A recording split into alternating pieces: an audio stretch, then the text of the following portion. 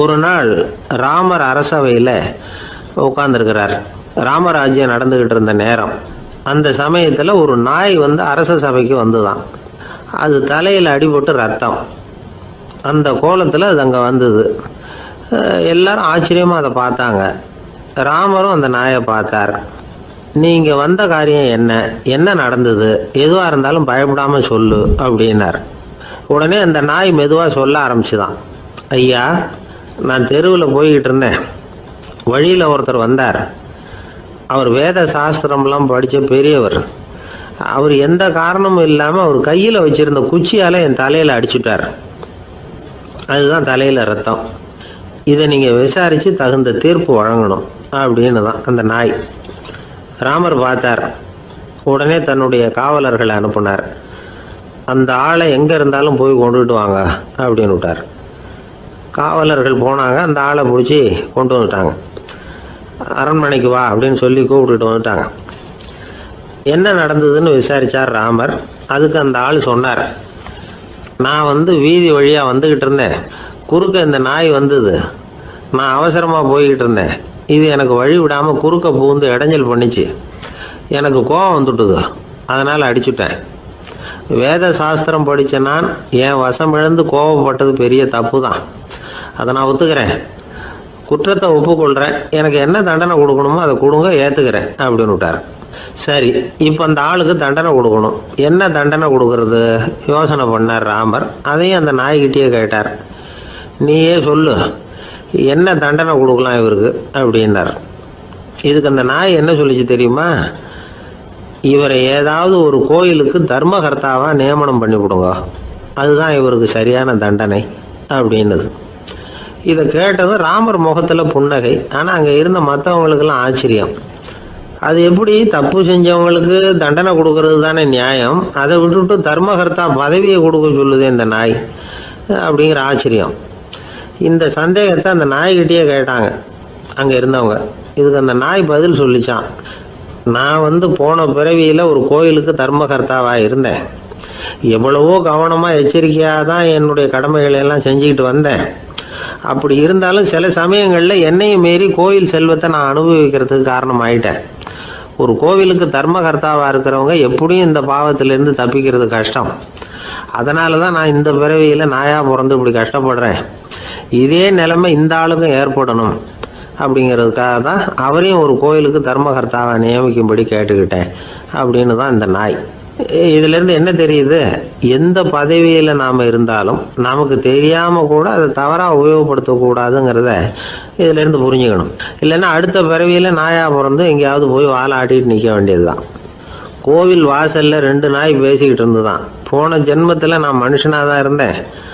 ஒரு கோவில் பூசாரி பேச்சை கேட்டுவிட்டு அவரோட கூட்டு சேர்ந்துக்கிட்டு ஆண்டவன் போட்டிருந்த நகையெல்லாம் அபகரித்து என்கிட்ட கொடுத்தாரு அவர். நான் எடுத்துகிட்டு வந்துட்டேன். திருடினது அந்த ஆள் தான், எடுத்துக்கிட்டு வந்தது தான் நான்.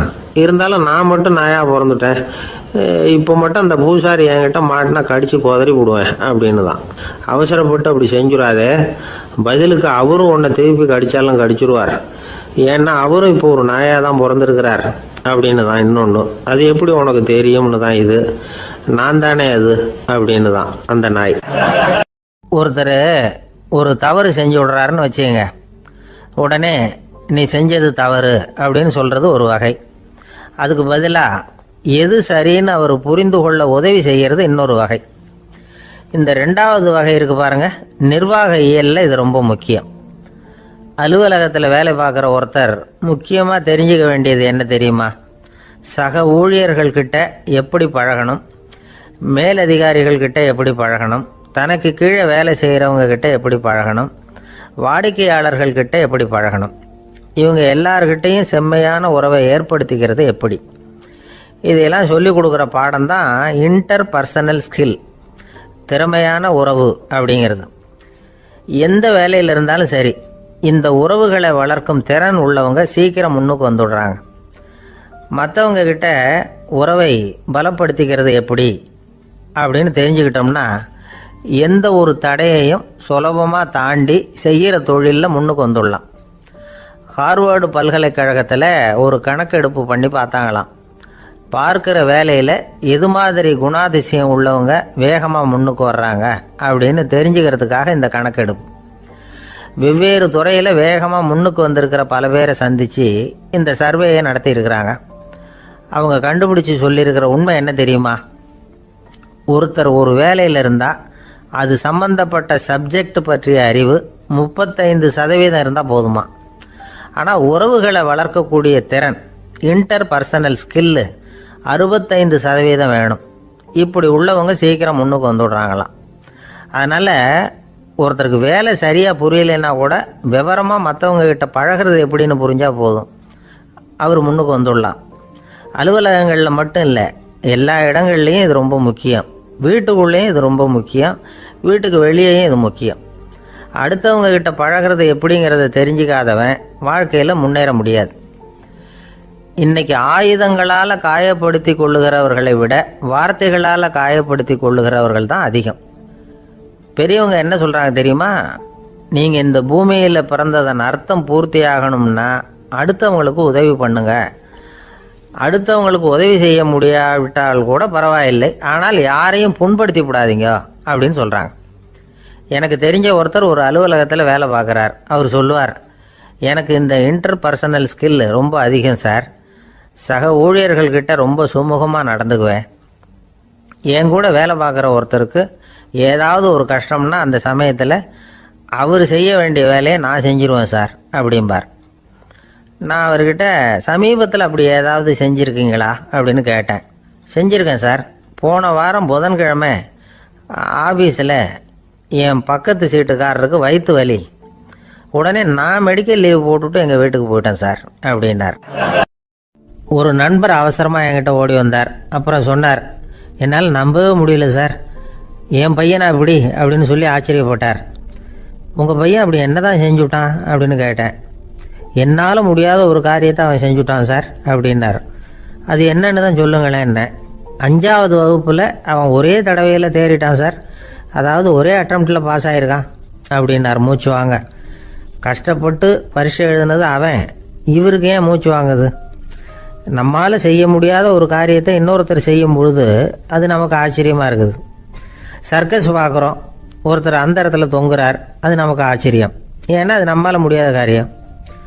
நம்மால் முடியாத ஒன்றை அடுத்தவர் எளிதாக செய்யும் பொழுது நாம் மருள்வது இயற்கை. இதை தான் தொல்காப்பியம் மருட்கை அப்படின்னு சொல்லுது. இந்த வியப்பு இருக்குதே, இது 4 வகையில் ஏற்படுறதாக தொல்காப்பியம் சொல்லுது. அது என்ன 4 வகை? முதல் வகை எப்படின்னா புதுமையான அரிய செயல்களை செய்கிறது. 2வது வகை என்னென்னா பெரும் செயல்களை செய்கிறது. 3வது வகை என்னென்னா மிக நுட்பமான செயல்களை செய்கிறது. 4வது வகை என்னென்னா ஆக்கம் தரும் செயல்களை செய்கிறது.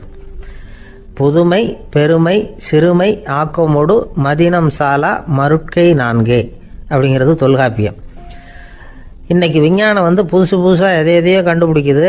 ஆரம்பத்தில் அது ஆச்சரியமாக இருக்குது, அப்புறம் அது நமக்கு பழகி போடுது. வானொலி பெட்டி புதுசாக வந்தப்போ ஒரு பெட்டி பேசுதுங்கிறது எவ்வளோ பெரிய ஆச்சரியம். இப்போ யாரும் அதை ஆச்சரியமாக பார்க்குறதில்ல. மதினம் சாலா மருட்கை அப்படின்னு ஒரு சொற்றொடர் வருது பாருங்க, அதில் கருத்தாழம் உண்டு. எதை பற்றியும் போதுமான அளவு புரிந்து கொள்ளாத போது ஒருத்தர் ஆச்சரியப்படுறார். புரிந்து கொண்ட பிறகு ஆச்சரியம் மறைஞ்சு போடுது. மிக நுட்பமான செயல்களும் நம்ம ஆச்சரியப்பட வைக்கும். ஒரு அரிசியில் ஒரு திருக்குறள் எழுதி காட்டுறாங்க, ஒரு முட்டை ஓட்டுக்குள்ளே ஓவியம் தீட்டி காட்டுறாங்க. கருங்கல் சிற்பங்களில் எவ்வளவு நுட்பமான வேலைப்பாடுகளை எல்லாம் பார்த்து ஆச்சரியப்படுறோம். இது மாதிரி ஆக்கப்பூர்வமான அரிய செயல்களை செய்கிறது கூட வியப்பை உண்டு பண்ணும். குப்பை கூலங்களை கூட வாழ்க்கைக்கு பயன்படுகிற பொருளாக மாற்றுகிறவர்கள் இருக்காங்க. அவர்களுடைய செயல் வியப்பு அளிக்குது. இடைக்காட்டு சித்தர் பாடின 30 நூலில் வர்ற ஒரு பாடல், ஆற்றல் பிறர் அறிதலின் அகம் கிளர்வு உறுதலின் கற்று அறி பாணர் கழுமிய கோடலின் தோற்றம் உருகவே போற்றல் சால் வியப்பே. ஒருத்தருடைய ஆற்றல் தெரியாமல் இருந்தது, அவருடைய அரிய செயலை பார்க்கும் பொழுது வியப்பாக இருந்தது, மனசுக்குள்ள கிளர்ச்சி. பாவலர்கள் இவர்களுடைய புகழை பாடி மற்றவர்களும் தெரிந்து கொள்ளுமாறு செய்கிறார்கள் அப்படிங்கிறது தான் ஒரு யதார்த்தமான உண்மை. ஆக எல்லா வகையிலும் மக்கள் தங்களுடைய வாழ்க்கையில் முன்னேறுவதற்கான வழிகாட்டுகிற ஒரு மெய்ப்பாடு தான் வியப்புங்கிறது. இந்த காலத்தில் நம்ம எப்படியெல்லாம் ஆச்சரியப்பட வைக்கிறாங்க. ஒரு ஆளை பிடிச்சி ஜெயிலில் கொண்டு வந்தாங்க. ஜெயில் அதிகாரி அவனை ரொம்ப ஆச்சரியமாக பார்த்தாரான். இவன் கேட்டான், ஏன் சார் அப்படி பார்க்குறீங்க, நான் இப்போ இங்கே வர்றது உங்களுக்கு ஆச்சரியமாக இருக்குதா அப்படின்னு கேட்டிருக்கான். இதுக்கு ஜெயில் அதிகாரி சொல்லியிருக்கார், நீ இப்போ இங்கே வந்ததில் எனக்கு ஒன்றும் ஆச்சரியம் இல்லைப்பா, ஏற்கனவே நீ இங்கேருந்து விடுதலையாகி போய் 6 மாதம் ஆச்சு, இவ்வளவு லேட்டாக வர்றியே அதுதான் எனக்கு ஆச்சரியமாக இருக்குது அப்படின்னாராம். ஒரு அம்மா தெருவில் உட்காந்து என்னத்தையோ தேடிட்டு இருக்கிறாங்க. அந்த அம்மா ஒரு சூஃபி ஞானி. அவங்க பேர் என்னன்னா ரபியா அல் அடாவியா. அந்த அம்மாவுக்கு கண் கூட தெளிவாக தெரியாது. அந்த பக்கமாக வந்த சில பேர் இவங்களுக்கு உதவி செய்கிறதுக்காக வந்தாங்க. என்ன தேடிட்டு இருக்கிறீங்க அப்படின்னு கேட்டாங்க. இதுக்கு அந்த அம்மா, அந்த கேள்வி அவ்வளோ முக்கியத்துவம் இல்லை, நான் தேடிட்டு இருக்கிறேன், உங்களால் முடிஞ்சால் எனக்கு உதவி பண்ணலாம் அப்படின்னாங்களாம். உதவி செய்ய வந்தவங்களுக்கு ஆச்சரியம். எதை தேடுறோங்கிறது தெரியாமல் இப்படி ஏன் நேரத்தை செலவழிக்கிறீங்க, நாங்கள் எப்படி உங்களுக்கு உதவ முடியும், எங்களுக்கு ஒன்றும் புரியலையே அப்படின்ட்டுருக்காங்க. சரி, உங்களை திருப்தி பண்ணுறதுக்காக சொல்கிறேன், ஒரு குண்டூசி தொலைஞ்சி போச்சு, அதை தேடுறேன் அப்படின்னாங்களாம் அந்த அம்மா. அதுக்கப்புறம் இவங்களும் சேர்ந்து தேட ஆரம்பிச்சிட்டாங்க. கொஞ்ச நேரம் ஆச்சு, ஒன்றும் கிடைக்கல.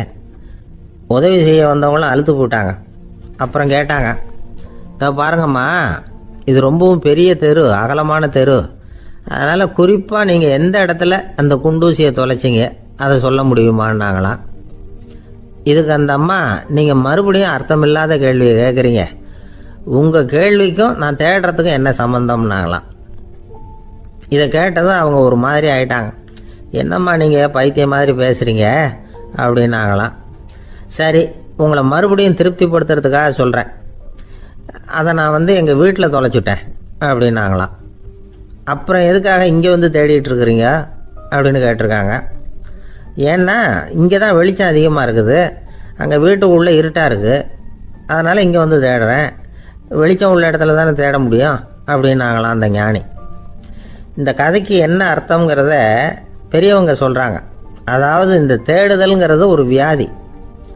அது நம்ம சதா அலைய வைக்கும், பைத்தியமாக மாற்றுறதுக்கு முயற்சி பண்ணோம், ஒரு காலம் அது நிறைவு அடையவே அடையாது. வாழ்வுங்கிறது ஒரு புரிந்து கொள்ள முடியாத சதா இயங்கி கொண்டிருக்கிற ஒரு செயல்.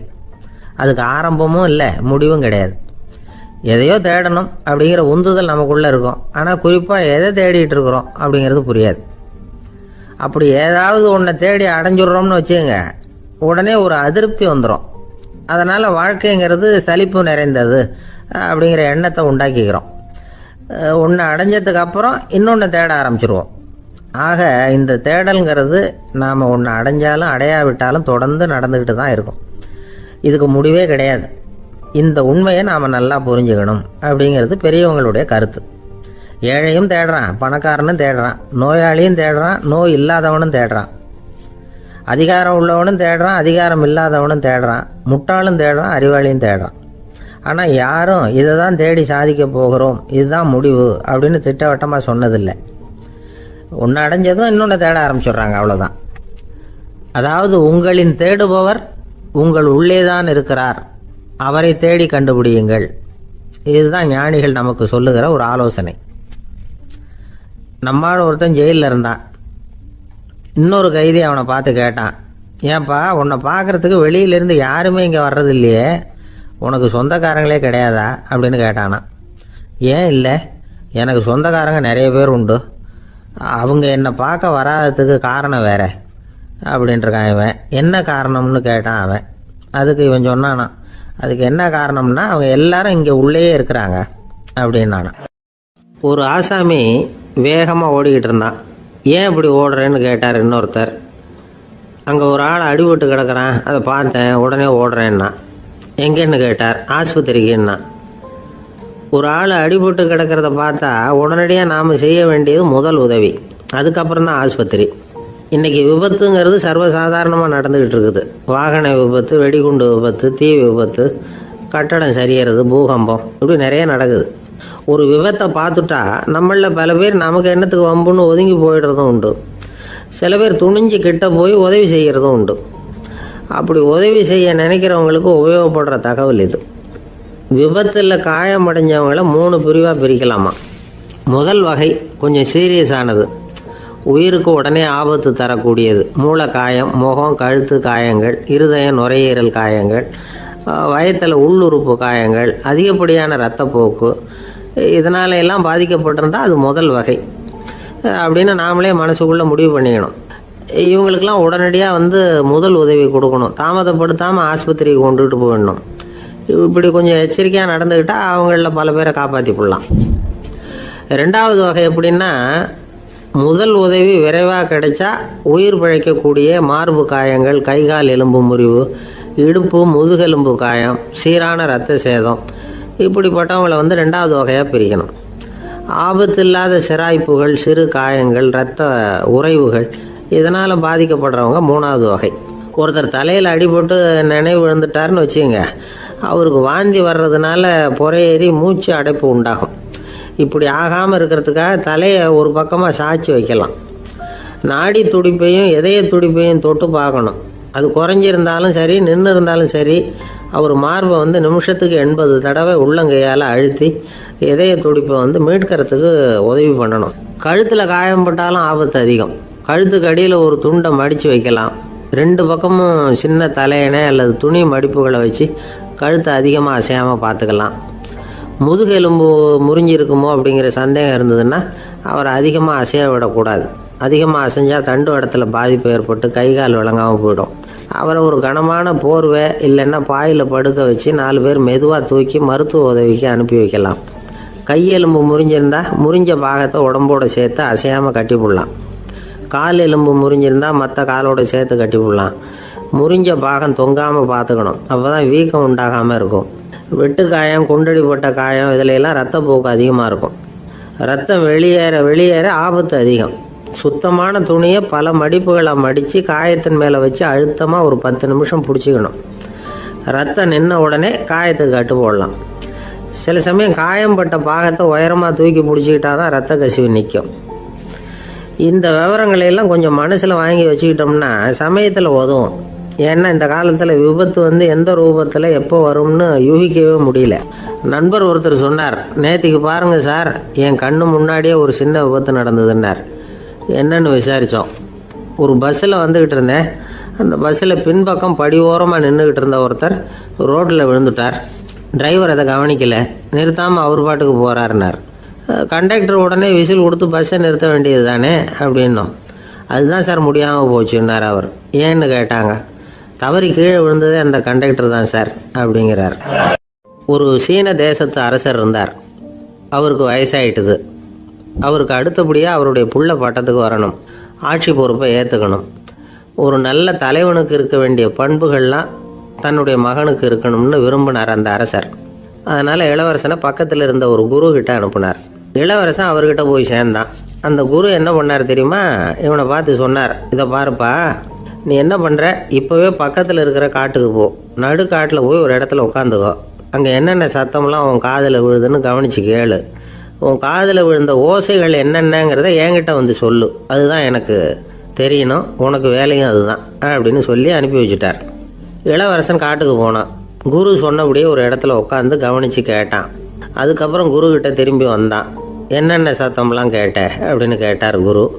குருவே, காட்டில் நான் பறவைகள் சத்தம்லாம் கேட்டேன், மிருகங்களின் ஓசையையும் கேட்டேன், இதை தவிர இடி, மின்னல், மழை இதுகளோட சத்தத்தையும் கேட்டேன் அப்படின்னா. குரு யோசனை பண்ணார், நீ இன்னமும் சரியாக கேட்கல, அதனால் மறுபடியும் காட்டுக்கு போ, கொஞ்ச நாள் தங்கியிருந்து கேட்டுட்டு வா அப்படின்னார். இளவரசனுக்கு ஒன்றும் புரியல. இருந்தாலும் குருவின் கட்டளையாச்சே, மறுக்க முடியுமா? உடனே அவன் மறுபடியும் காட்டுக்கு போனான். ஒரு இடத்துல உட்காந்தான். கொஞ்ச நேரம் உன்னிப்பாக கவனித்து கேட்டான். சில நாள் கழித்து குருக்கிட்ட திரும்பி வந்தான். குருவே, இந்த தடவை சில துல்லியமான சத்தங்களை எல்லாம் கேட்டான். தேனீ பறக்கிற சத்தம், நீரோடையின் மெல்லிய ஓசை, இதெல்லாம் கேட்டேன்னா. குரு சிரித்தார். நீ மறுபடியும் காட்டுக்கு போ, இன்னும் சில நாள் அங்கே இரு, முழுமையாக கவனமாக கேட்டுக்கிட்டு வா அப்படின்னு சொல்லி அனுப்பி வச்சுட்டார். இளவரசனுக்கு குழப்பம் அதிகமாயிட்டுது. ஒன்றுமே புரியல. மறுபடியும் காட்டுக்கு போனான்.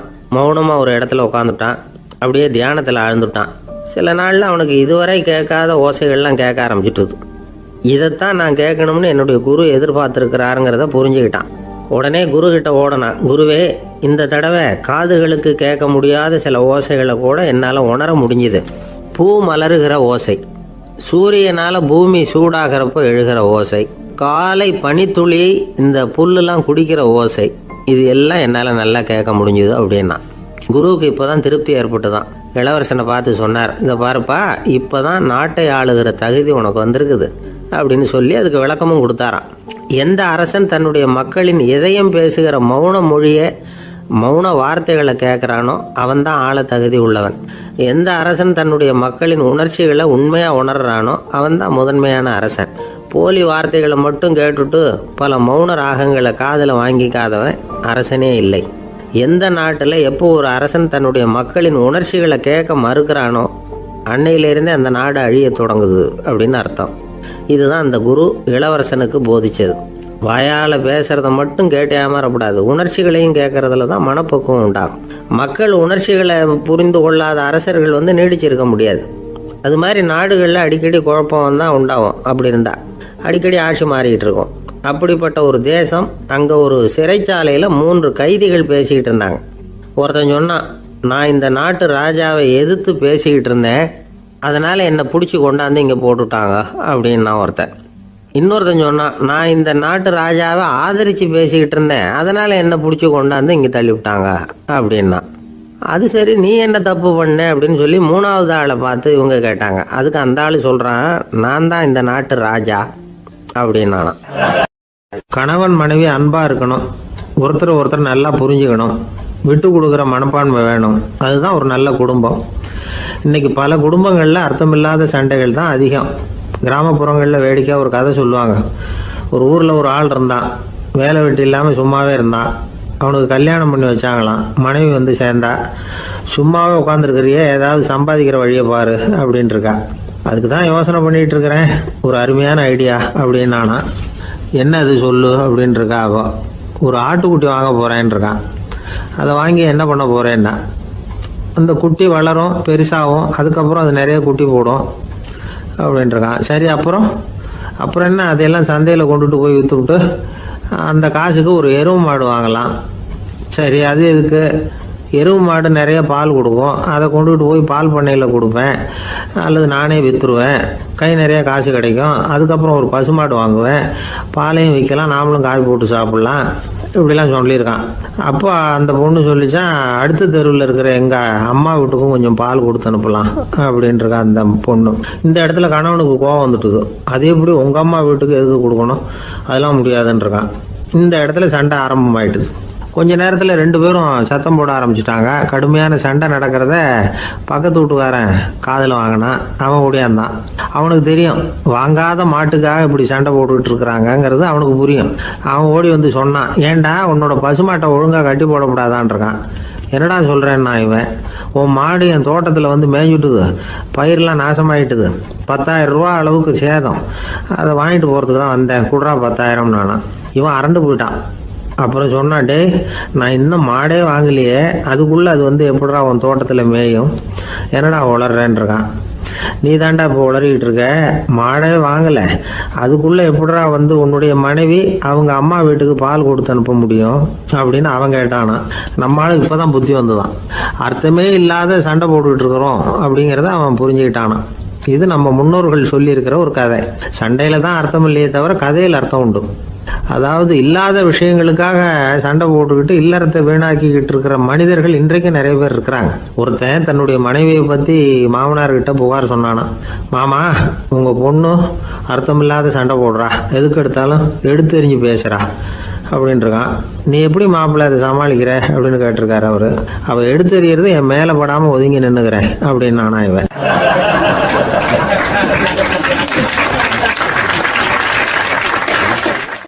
இந்த காலத்து புள்ள ஒருத்தன் தன்னோட அப்பாவை பார்த்து சொன்னான், அப்பா, நான் உனக்கு உதவி செய்யலாம்னு நினைக்கிறேன், என்ன உதவி செய்யணும்னு சொல்லு அப்படின்னா. நீ சும்மா இருந்தால் அதுவே எனக்கு செய்கிற பெரிய உதவிடா அப்படின்னார் அப்பா. சும்மா இருக்கிறதும் ஒரு உதவி தான், அது மாதிரி மௌனமும் ஒரு சமூக சேவை தான் அப்படிங்கிறார் காஞ்சி பெரியவர். நமக்கு 5 புலன்கள் இருக்குது, மெய், வாய், கண், மூக்கு, செவி. இந்த 5லேயும் அதிகப்படியான வேலை எதுக்குன்னு நினைக்கிறீங்க? வாய்க்கு தான். ஏன்னா அதுக்கு 2 வேலை. இப்போ கண்ணுக்கு பார்க்குறது மட்டும்தான் வேலை, காதுக்கு கேட்குறது மட்டும்தான் வேலை. மூக்குக்கு வாசனை அறியறது தான் வேலை, உடம்புக்கு உணர்றது மட்டும்தான் வேலை. ஆனால் வாய் அப்படி இல்லை, அதுக்கு 2 வேலை. சாப்பிட்றதும் அதுதான், பேசுகிறதும் அதுதான். அதாவது வாய் ஒன்று தான் கர்மேந்திரியமாகவும் இருக்குது, ஞானேந்திரியமாகவும் இருக்குது அப்படின்னு சொல்லுவாங்க. சாப்பாட்டில் உட்காந்தா எந்தெந்த ஆகாரம் என்னென்ன ருசின்னு அறிவிக்கிற வேலையும் செய்யுது. சபையில் உட்காந்தா பாடுறது, பேசுறது, சிரிக்கிறது, இது மாதிரியான வேலையும் செய்யுது. இன்னொரு வித்தியாசம், கண்ணு, காது, மூக்கெல்லாம் ஸ்ட்ரெயின் பண்ணிக்கிட்டு வேலை செய்கிறதில்ல. ஒரு ரோஜா பூவை பார்த்தா உடனே மூக்கு அப்படியும் இப்படியும் அசைய ஆரம்பிக்கிறதில்ல. ஒரு சங்கீதத்தை கேட்ட உடனே காது ஆட ஆரம்பிக்காது. ஆனால் வாய் அப்படி இல்லை, அது பேசினாலும் சரி சாப்பிட்டாலும் சரி அசைஞ்சு தான் ஆகணும். ஆக மற்றதை விட வாய்க்கு வேலை ஜாஸ்தின்னு தெரியுது. சாப்பிட்றது, பேசுறது அப்படின்னு 2 காரியம் அதுக்கு.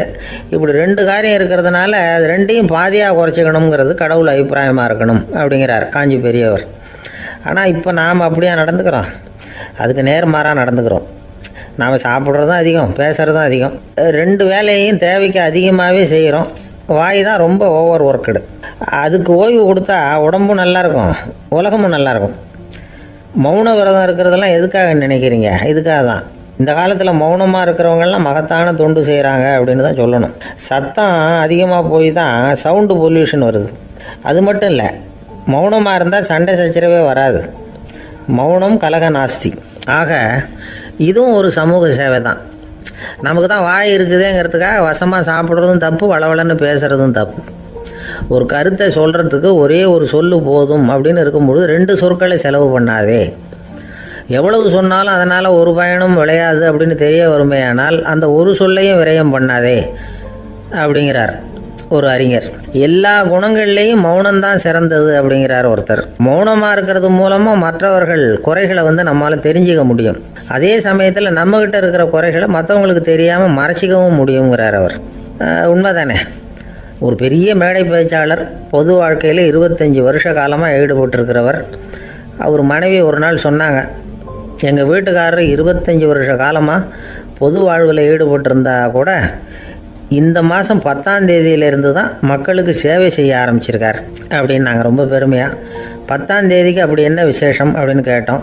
அன்னையிலேருந்து தான் அவர் மேடையில் பேசுகிறத நிறுத்தினார் அப்படின்னாங்க அந்த அம்மா. ஒரு நண்பர், அவர்கிட்ட பேசிக்கிட்டு இருந்தேன். மனித உறவுகள் பற்றி அவர் சொல்லிகிட்டு இருந்தார். அமெரிக்காவில் தந்தை மகன் உறவு எப்படி இருக்குது அப்படிங்கிறத விளக்கிறதுக்கு அவர் ஒரு கதையை சொன்னார். ஒரு அப்பா பகல் பூராவும் அலுவலகத்தில் வேலை, ஓடி ஆடி உழைச்சிக்கிட்டு களைச்சி போய் ராத்திரி 10 மணிக்கு மேலே வீடு திரும்பினான். வீட்டு வாசலில் அவரோட மகன் காத்துக்கிட்டு இருக்கிறான், இன்னமும் தூங்கலை. அப்பா வாசல்லையே தடுத்து நிறுத்தி, அப்பா உனக்கு சம்பளம் எவ்வளவு அப்படின்னு கேட்குறான். ஏற்கனவே ஆஃபீஸு பிரச்சனைகளால் அழுத்து போய் திரும்புகிற அப்பாவுக்கு கோவம் வந்துடுது. என்னடா இப்படிலாம் கேளுன்னு உங்கள் அம்மா உனக்கு சொல்லி கொடுத்தாளா அப்படின்னு சொல்லிவிட்டு உள்ளே போய் சட்டையை கட்டி மாட்டி விட்டு குளிச்சு விட்டு மறுபடியும் வெளியில் உடையை மாற்றுகிற சமயம் அப்போ மறுபடியும் மகன் உள்ளே நிற்கிறான் அவர் முன்னாடியே. அப்பா உனக்கு எவ்வளவு சம்பளங்கிறான் மறுபடியும். அப்பாவுக்கு எரிச்சல் அதிகமாகிட்டுது. மணிக்கு $20 போதுமா அப்படின்னார். அப்படின்னா எனக்கு ஒரு $10 தர முடியுமான்னா மகன். இதுக்கு தான் என் சம்பளம் எவ்வளவுன்னு கேட்டியா? 2ஆம் வகுப்பு படிக்கிற உனக்கு எதுக்குடா $10 அப்படின்னு கத்திவிட்டு தொலைக்காட்சி பெட்டியின் முன்னாடி போய் உட்காந்துக்கிட்டு ஏதோ நிகழ்ச்சியை பார்க்க ஆரம்பிச்சுட்டார். கொஞ்ச நேரம் கழித்து மறுபடியும் மகன் நிற்கிறான். அப்பா ப்ளீஸ் எனக்கு ஒரு $10 கொடுக்க முடியுமா? மகனுடைய கண்களில் கண்ணீர். என்னடா அவன் கண்ணீரை காட்டி காரியம் சாதிக்கலாம்னு பார்க்குறியா? ஒரு காசு கூட கொடுக்க மாட்டான் போ அப்படின்னு விரட்டி விட்டான். மகன் கண்ணீரை தொடச்சிக்கிட்டே கண்ணை தொடச்சிக்கிட்டு பேசாமல் போய் படுத்துக்கிட்டானா. கொஞ்ச நேரம் ஆச்சு. அப்பாவோட கோபம் கொஞ்சம் கொஞ்சமாக குறைஞ்சிது. பிள்ளைகிட்ட கோபமாக கத்துனது தப்பு தாங்கிறது புரிஞ்சுது அவனுக்கு. எழுந்திரிச்சு போனான், படுக்கை இறக்கி போனான். மகனை பார்த்தான். அவன் தலையணையை கட்டி பிடிச்சிக்கிட்டு அழுதுகிட்டு இருக்கிறான். அவனை மெல்ல நெருங்கி அவங்ககிட்ட எதமாக பேசுகிறதுக்கு ஆரம்பித்தானான். எதுக்குடா உனக்கு $10 பள்ளிக்கூடத்தில் கேட்டாங்களா அப்படின்னு கேட்டானான். மகன் சொல்லியிருக்கான், இல்லை டாடி, உனக்கு 1 மணி நேரம் சம்பளம் $20ன்னு சொன்னேன். நீ ஏற்கனவே எனக்கு கொடுத்த பாக்கெட் மணி $10 என்கிட்ட இருக்குது. இப்போ நீ இன்னொரு $10 கொடுத்தீங்கன்னா அதையும் சேர்த்து $20 ஆகிடும். அந்த $20 நான் உனக்கு கொடுத்துருவேன். அப்படி கொடுத்தா நீ என் கூட 1 மணி நேரம் செலவழிப்ப இல்லையா? அதுக்காக தான் $10 கேட்டேன் அப்படின்னு சொன்னானான். அந்த அப்பா கண்ணு கலங்கி போச்சான். ஆதரவோடு தன்னுடைய மகனை கட்டி பிடிச்சி அழ ஆரம்பிச்சிட்டாராம். இதுதான் நண்பர் சொன்ன கதை. அமெரிக்கா மட்டும் இல்லை, உலகம் பூராவும் இன்றைக்கி மனித உறவுகள் இப்படி தான் மாறிட்டு இருக்கு. பெரியவர்கள் அறிவுரை என்ன தெரியுமா? உங்கள் குழந்தைகளிடமிருந்து குழந்தை பருவத்தை பிரித்து விடாதீர்கள் அப்படிங்கிறது தான். அதாவது இன்றைய குழந்தைகள் தங்கள் பிருந்தாவனத்தை இழந்து விடுகிறார்கள் அப்படிங்கிறது அவங்களுடைய கருத்து. இந்த நிலைக்கு நாம் காரணமாக இருந்துடக்கூடாது. குழந்தைகளோட விளையாடுவோம், குடும்பத்தோடு உறவாடுவோம் அப்படிங்கிறது தான் நம்முடைய நோக்கமாக இருக்கணும். இன்றைய உறவு முறைக்கு இன்னொரு உதாரணம் சொல்லுவாங்க. ஒருத்தர் வந்தாராம், அவர் பக்கத்தில் ஒரு சின்ன பையன். நாம் அவரை விசாரிக்கிறோம், யார் இந்த பையன் அப்படின்னா அவர் சொல்கிறார், இவன் எனக்கு தூரத்து உறவு அப்படின்னாராம். இந்த தூரத்து உறவுன்னா எப்படின்னு இருக்கான். இதுக்கு அவன் சொல்லியிருக்கிறான், இவன் எங்கள் அப்பாவுக்கு 8வது புள்ள அப்படின்னானான். இந்த உலகமே ஒரு நாடக மேடை, நாம் எல்லாரும் நடிகர்கள். இது ஞானிகள் சொல்கிறது. இது ஒரு பக்கம் இருக்கட்டும். இந்த உலகத்துக்குள்ளே எத்தனையோ நாடக மேடைகள், எத்தனையோ நடிகர்கள், எத்தனையோ நாடகங்கள், இதெல்லாம் எப்படி ஆரம்பமாச்சு? அதுதான் இன்றைக்கி தகவல். அதாவது ஆதி மனிதன் பேச ஆரம்பிக்கிறதுக்கு முன்னாடி சைகையாலேயே எல்லாத்தையும் சொல்லிகிட்டு இருந்தான். அதனால் அப்போவே நடிப்பு ஆரம்பமாயிட்டுது. முதல்ல ஒரு வேட்டையைத்தான் அவன் நடித்து காட்டியிருப்பான். இவன் எப்படி போனான், எதிரில் மிருகம் எப்படி வந்தது, அதோட எப்படி சண்டை போட்டான், எப்படி அடித்து கொண்டுட்டு வந்தான், இதை அப்படியே மற்றவங்களுக்கு நடித்து காட்டியிருப்பான். ஏன்னா மொழி கிடையாது. இந்த காலத்துலலாம் நாடகங்களில் நடிக்கிறவங்கள நடிகர்கள்ங்கிறோம். ஒரு காலத்தில் இவங்களுக்கு என்ன பேர் தெரியுமா? திஸ்பியர்கள் அப்படின்னு பேரான். இதுக்கு காரணம் உண்டு. அதாவது 2000 வருஷத்துக்கு முன்னாடி கிரீஸ் நாட்டில் திசிபியஸ் அப்படின்னு ஒரு ஆள் இருந்தான். அவன் ஒரு பெரிய நாடக கலைஞன். அவன் சில இளைஞர்களை சேர்த்துக்கிட்டான், பயிற்சி கொடுத்தான், நாடக குழுவை உருவாக்கினான். நடிகர்களையும் நாடகத்துக்கு தேவையான பொருள்களையும் ஏற்றிக்கிட்டு போகிறதுக்கு ஒரு வண்டியையும் தயார் பண்ணான். அந்த வண்டியிலேயே அவன் கிரேக்க நாடு பூராவும் சுற்றினான். ஊர் ஊராக நாடகம் போட்டான். ஒரு ஊருக்கு போனதும் அங்கே நாடகம் நடத்த தியேட்டர் இருக்கா அப்படிங்கலாம் பார்க்கறது இல்லை அவன். ஏன்னா அப்போலாம் தியேட்டர்னா என்னென்ன தெரியாது. நாடகம்னா அது ஒரு மூடிய கொட்டைக்குள்ளே தான் நடத்தணுங்கிறது அப்போ யாருக்குமே தோணலை. இந்த வண்டி போகும், அதுவே ஒரு பகுதி, அப்படியே ஒரு மேடை மாதிரி விரிச்சிக்கும். அதில் ஏறி நின்றுக்கிட்டு நாடகத்தை நடித்து காட்டுவாங்களாம். மக்கள்லாம் எதிரில் தரையில் உட்காந்து அதை பார்த்துக்கிட்டு இருக்கிறது. உலகத்தின் முதல் நடமாடும் தியேட்டர் இதுதானா. இந்த திசிபியஸ் தான் முதலாக உலகத்தில் நாடகம்ங்கிற பொழுதுபோக்கை நடத்தி காட்டினவன் அப்படின்னு சொல்கிறாங்க. அவன் சொந்தமாக நாடகம் எழுதுனா, நடித்தான், நாடகத்தை இயக்கினான். அதனால தான் அவனை first man of the theatre அப்படின்னு சொல்லுவாங்க. அவன் தான் நாடக மேடையின் முன்னோடி. கிரேக்கர் காலத்திலேயே நாடக ஆசிரியர்கள், நடிகர்கள், ரசிகர்கள் இவங்கெல்லாம் உருவாயிட்டாங்களாம். நாடகத்தின் சரித்திரத்தில் இந்த 3 பிரிவும் ரொம்ப முக்கியம். அதாவது கிரேக்க தியேட்டர்கள்லாம் திறந்த வெளி மேடைகள் தான். பெரும்பாலும் மலைச்சரிவுகள், அதுவே படிப்படியாக பண்ணியிருப்பாங்க. கீழே அரைவட்ட வடிவில் மேடை, அதுக்கு ஆர்கெஸ்ட்ரான்னு பேர். பிற்காலத்தில் இதில் உட்காந்து இசைக்குழுவினர் வாய்ச்சதுனால இசைக்குழுவுக்கே ஆர்கெஸ்ட்ராங்கிற பேர் வந்துட்டுது. இப்போ கிரேக்க தியேட்டர்களில் ஒன்று, அதோட காலம் கிமு 340. அதை இன்னமும் பாதுகாத்து வச்சிருக்கிறாங்களாம்.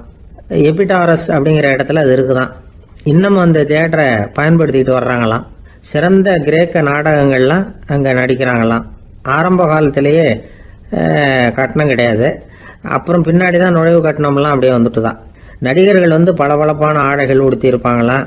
இந்த குதிகால் உயர்ந்த காலணிகள் போட்டிருப்பாங்களாம். இதெல்லாம் பழைய குறிப்புகள். பலவிதமான உருவங்களில் மாஸ்க் அப்படின்னு சொல்லப்படுற முகமூடி. அதனால் ஒரே நடிகர் பல வேடங்களில் நடிக்கிறது உண்டான். ஆரம்பத்தில் பெண் நடிகர்கள் கிடையாது, எல்லாம் ஆண் நடிகர்கள் தான். ரோமானியர்கள் தான் முதல் நிரந்தர நாடக மேடையை கட்டினவங்க. அதுதான் முதல் தியேட்டர். கிமு 1048 காலகட்டத்தில் பாம்பிங்கிற நகரத்தில் அதை கட்டியிருக்கிறாங்களாம்.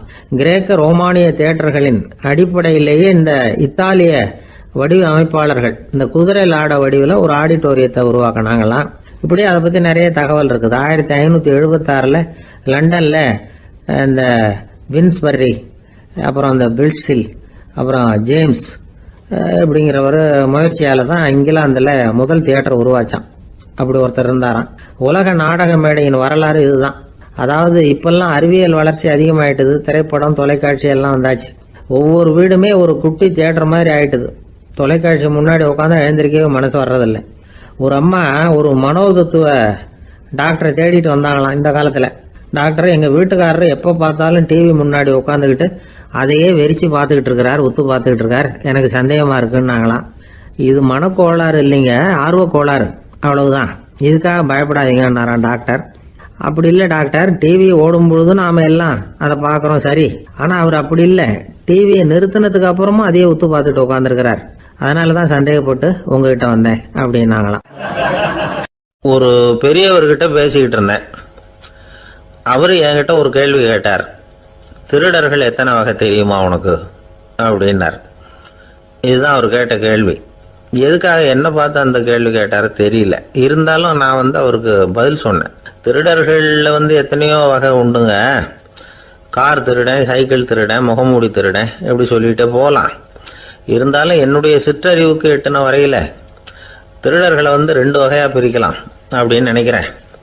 ஒன்று ராத்திரியில் திருடுற திருடன், இன்னொருத்தன் பகலில் திருடுற திருடன். அதாவது பகல் திருடன், ராத்திரி திருடன் அப்படின்னு பெரியவர் சிரிச்சார். என்ன சிரிக்கிறீங்களே, என்ன கள்வர்கள் 4 வகை அப்படின்னு ஆரம்பித்தார். எப்படின்னு கேட்டேன். சாப்பாட்டுக்கு இல்லாமல் திருடுறாங்க பாருங்க, அது ஒரு வகையான். சாப்பாட்டுக்கு இருந்தும் திருடுறாங்க பாருங்க, அது ஒரு வகையான். இதை தவிர இன்னும் ஒரு 2 வகை திருட்டு உண்டு. அது என்னன்னா, ஆண்டவன் கிட்ட இருந்து நாம திருடுற திருட்டு, இன்னொன்று என்னன்னா நம்ம கிட்ட இருந்து ஆண்டவன் திருடுற திருட்டு அப்படின்னார்.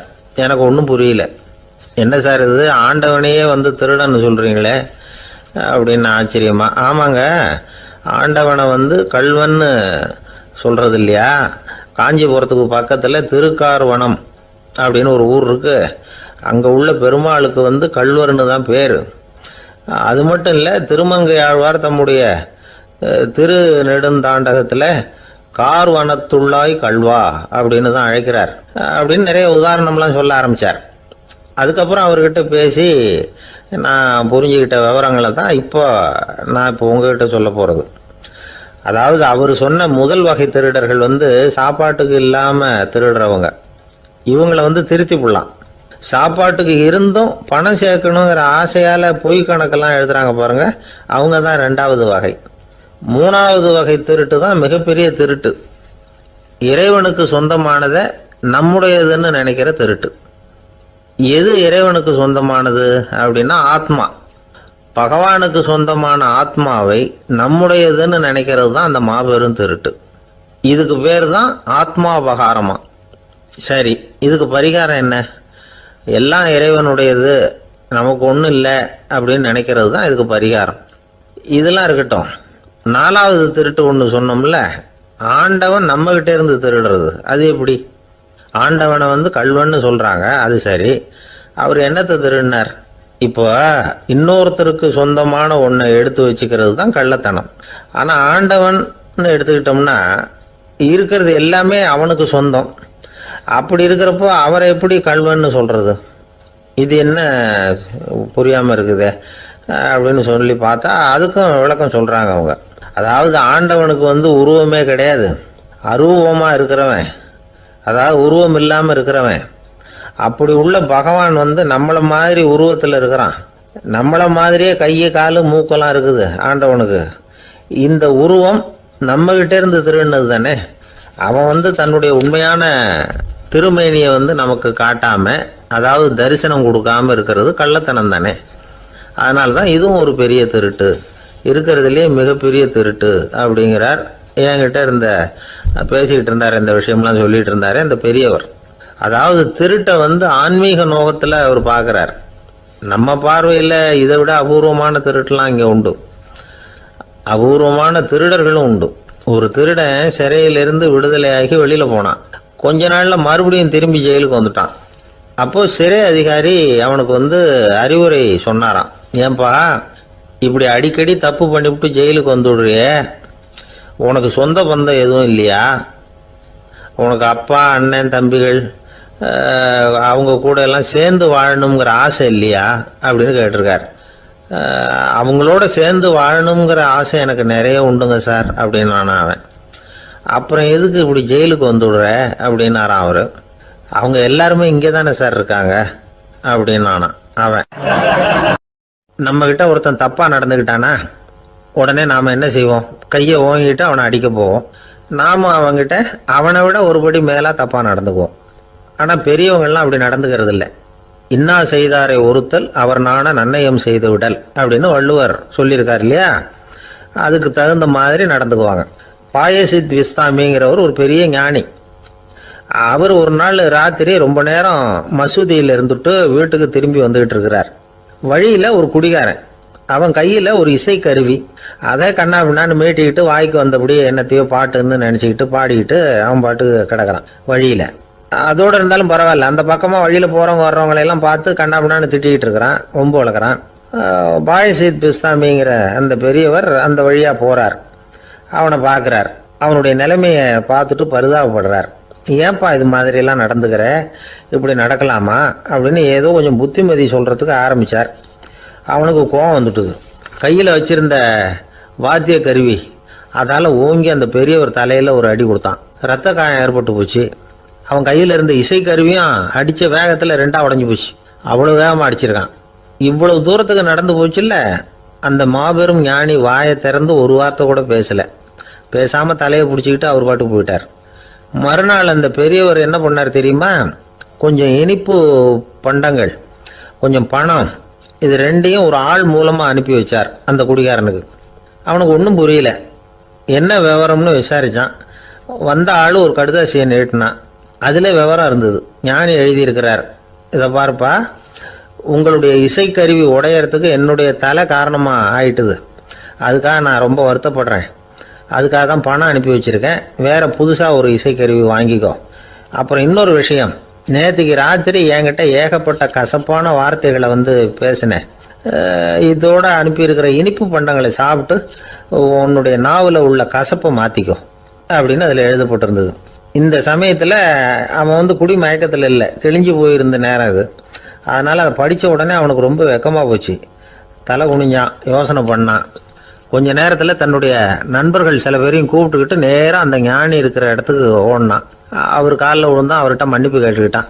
பெரியவங்களே தெரியாமல் நான் இந்த பாவ செயலை பண்ணிவிட்டேன், என்னை மன்னிச்சுங்க. உங்களுடைய பொறுமையும் போதனையும் என்னுடைய கண்ணை திறந்துட்டுது.